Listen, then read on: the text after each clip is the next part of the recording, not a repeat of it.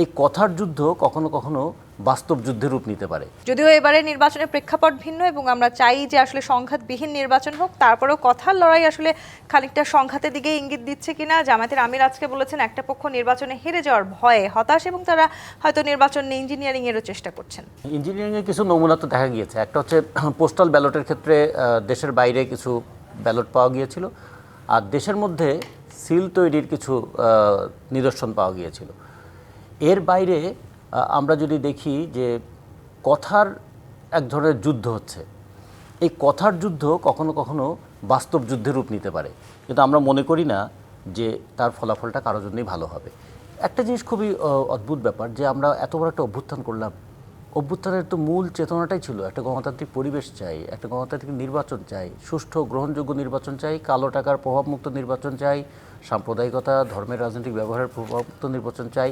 যেমন ধরুন এই যে ধর্মের প্রভাবমুক্ত নির্বাচন হলে কি হয়, এখন একজন ধর্মীয় গুরু বা তিনি আলেম বলেন আর একজনকে বলছেন ওইখানে ভোট দিলে তিনি হারাম হয়ে যাবে সেটা।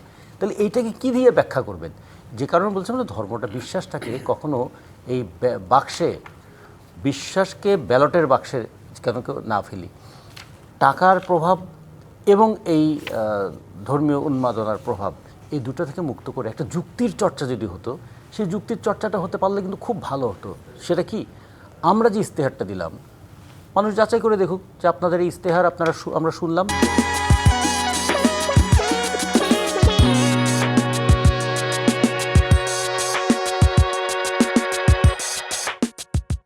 দেখব নির্বাচনের পরে কি করে। তখন একটা দায়বদ্ধতা থাকে, একটা ওয়াচডগের মতো জনগণ ভূমিকা পালন করে। এখন আমরা এটা নিয়ে বিতর্ক করতে পারি যে কেউ যখন বলছেন বাংলাদেশের জিডিপি তারা $2 ট্রিলিয়ন নিয়ে যাবেন, ঠিক আছে, বিতর্ক হোক কীভাবে $2 ট্রিলিয়ন হতে পারে।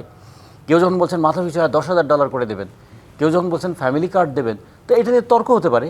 কিন্তু একজন আরেকজনকে একটা প্রস্তাব দিলে সেটাকে তুচ্ছতাচ্ছিল্য করার মধ্য দিয়ে কিন্তু আসলে গণতান্ত্রিক সহিষ্ণুতাটা তৈরি হয় না। আর একটা জিনিস খুবই গুরুত্বপূর্ণ যে নির্বাচনকে কেন্দ্র করে আমরা বলতে চাই আপনি আপনার যুক্তি, আপনার বিবেক এবং আপনার ভবিষ্যৎ স্বপ্ন, এই তিনটার সমন্বয় হচ্ছে আপনার একটা ভোট। আপনার একটা ভোট হয়তো 1 লক্ষ ভোটের কাছে একটা, কিন্তু আপনার কাছে তো এটা 100%ই। ফলে আপনি কি আপনার ভোটটা যেখানে সেখানে দেবেন? আপনার অন্তত এই অডাসিটিতে থাকা উচিত না যে আমার ভোট যে কেউ পাইতে পারে না।